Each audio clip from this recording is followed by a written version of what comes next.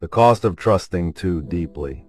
Marcus had been my best friend since college. We were roommates for 4 years, best man at each other's weddings, godfathers to each other's kids. When I moved back to our hometown after my dad's heart attack, Marcus was the first person to offer help.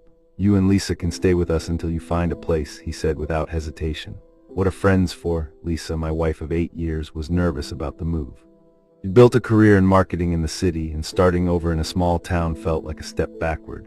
But family comes first, and Dad needed us close. Marcus and his wife Amy welcomed us with open arms, and what was supposed to be a 2-week stay stretched into 2 months while we house hunted. Marcus and I fell back into our old rhythm easily. We'd grab beers after work, help each other with weekend projects, and our wives seemed to get along great. Lisa, who'd been so worried about fitting in, seemed to flourish.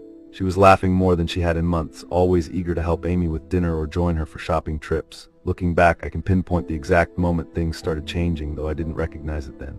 It was a Saturday morning, and I came downstairs to find Lisa and Marcus in the kitchen, standing closer than necessary while making coffee. They jumped apart when they saw me, and Lisa's cheeks were flushed. "Marcus was just showing me how to work your fancy espresso machine," she said quickly, but something in their body language felt off. There was an electricity in the air, a tension I couldn't quite name. I brushed it off as overthinking. After all, this was Marcus, the guy who'd held my hair back when I was throwing up after my bachelor party, who'd driven 6 hours in a snowstorm when Dad had his first heart attack. Over the next few weeks, I started noticing little things.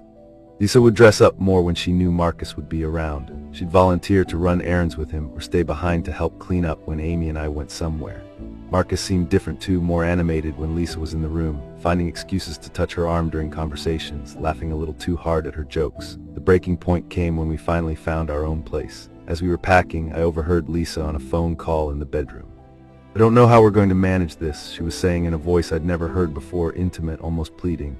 "Maybe we should tell him. This is killing me." I stood frozen in the hallway, my blood turning to ice. When she hung up and came out, she jumped when she saw me. "Who was that?" I asked as casually as I could manage. "Oh, just Amy," she said quickly. "We were talking about planning a surprise party for Marcus's birthday."